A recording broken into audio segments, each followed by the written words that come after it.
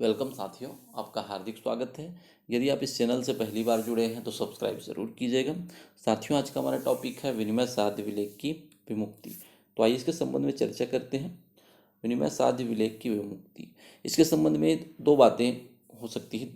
प्रपत्र की विमुक्ति और दूसरा पक्षकारों की विमुक्ति। पक्षकारों की जो विमुक्ति है वो प्रपत्र की विमुक्ति में शामिल है।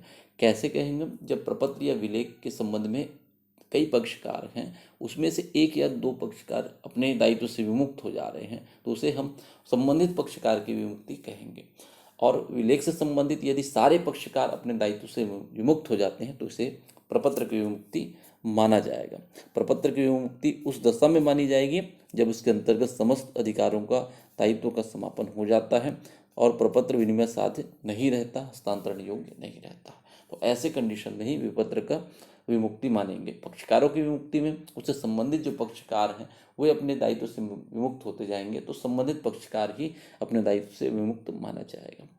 तो इसमें दोनों अलग अलग बातें हैं, प्रपत्र की विमुक्ति और पक्षकारों की विमुक्ति। अपने दायित्व से, अपने अधिकार से विमुक्त होना ही पक्षकारों की विमुक्ति है और सारे पक्षकार जो विलेख से संबंध रखते हैं उनके अधिकारों और दायित्व का समाप्त हो जाना ही प्रपत्र या विलेख की विमुक्ति मानी जाएगी। इसके बाद हम देखते हैं पक्षकारों या विनिमय साध्य विलेख के संबंध में पक्षकारों की विमुक्ति के संबंध में क्या क्या विधि हो सकती है।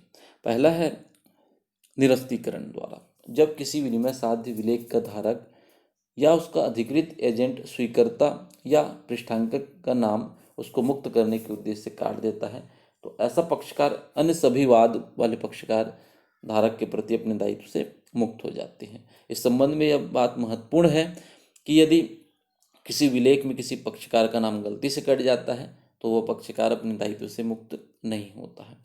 दूसरा है छुटकारे द्वारा।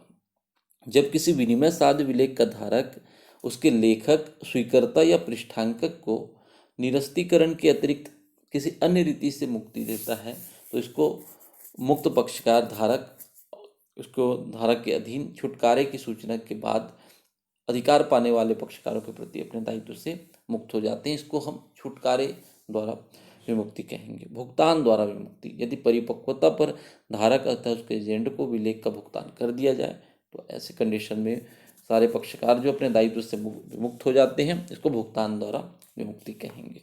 देनदार को 48 घंटे से अधिक समय देने पर। यदि किसी विनिमय पत्र को धारक जो है उसका देनदार को स्वीकृति के लिए 48 घंटे से अधिक समय, सार्वजनिक अवकाश अगर छुट्टी वगैरह पड़ गया है तो उसको छोड़कर दे देता है तो इसके बाद अतिरिक्त समय देने में असहमत पक्षकार धारक के प्रति अपने अपने दायित्व से विमुक्त माना जाएगा। चेक के प्रस्तुतिकरण में विलंब। जब चेक का धारक चेक को ऋणी या बैंक के संबंध में इसके भुगतान प्राप्त करने के लिए बैंक में प्रस्तुत नहीं करता है, इस प्रकार देरी के कारण से यदि इसके किसी प्रकार की क्षति होती है तो धारक के प्रति क्षति की सीमा तक अपने दायित्व से मुक्त माना जाएगा। आदेश पर देय चेक।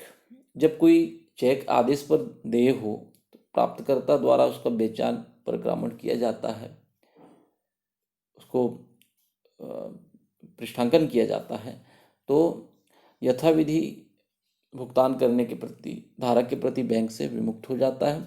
यदि कोई चेक मालिक के रूप में वाहक को दे है तो ऐसे कंडीशन में वाहक को भुगतान करके विमुक्त हो सकता है। इसके बाद है कुछ पॉइंट और। एक शाखा से दूसरी शाखा पर लिखे गए ड्राफ्ट। जब एक बैंक की किसी शाखा द्वारा उसी बैंक की किसी दूसरी शाखा को ड्राफ्ट लिखे जाते हैं जो मांग करने के आदेश पर देय हो तो उनका जो यथाविधि भुगतान रहेगा वो करके उसको विमुक्त माना जाएगा। वे पक्षकार जो मर्यादित स्वीकृति द्वारा विमुक्ति से सहमत हो।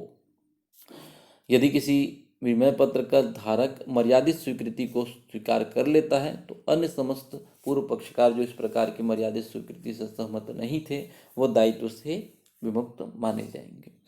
यथार्थ परिवर्तन द्वारा। जब किसी विनिमय साध्य पत्र में यथार्थ परिवर्तन करने से प्रपत्र उन पक्षकारों के विरुद्ध व्यर्थ हो जाता है जो परिवर्तन से पूर्व पक्षकार थे। यदि परिवर्तन से पहले के जितने पक्षकार थे वो परिवर्तन करने के बाद उनसे विमुक्त माने जाएंगे।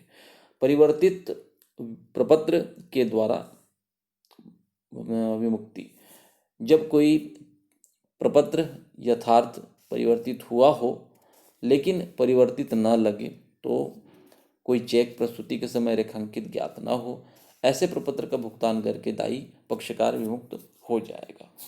इसके बाद है परिवर्तित विलेख के भुगतान द्वारा, यदि विलेख में महत्वपूर्ण परिवर्तन हो जाने पर उसमें परिवर्तन दिखाई न देते हैं, जैसे रेखांकित चेक पर से रेखांकन मिटा देने पर यदि वे दिखाई न दे, तो उसका भुगतान कर देने पर दायी जो है पक्ष बैंक अपने दायित्व से मुक्त रहते हैं। उसके बाद है स्वीकर्ता के हाथ में विलेख की वापसी, यदि विपत्र परिपक्वता पर अथवा उसके स्वीकर्ता के पास किसी विधि सम्मत ढंग से लौट आता है, तो इससे संबंधित दावे के समस्त अधिकार समाप्त हो जाते हैं और उसको विमुक्त माना जाएगा। तो ये पक्षकार या पक्षकारों की विमुक्ति के तरीके या विधि बोल सकते हैं, किसकी तरीके से विमुक्ति हो सकती है। इसके बारे में आप अपने बुक और गाइड से और अच्छे से देख लीजिएगा। साथियों, उम्मीद करता हूँ ये वीडियो आपके लिए यूजफुल हेल्पफुल रहेगा। लाइक शेयर कमेंट के माध्यम से अपना प्यार देते रहें। Thank you.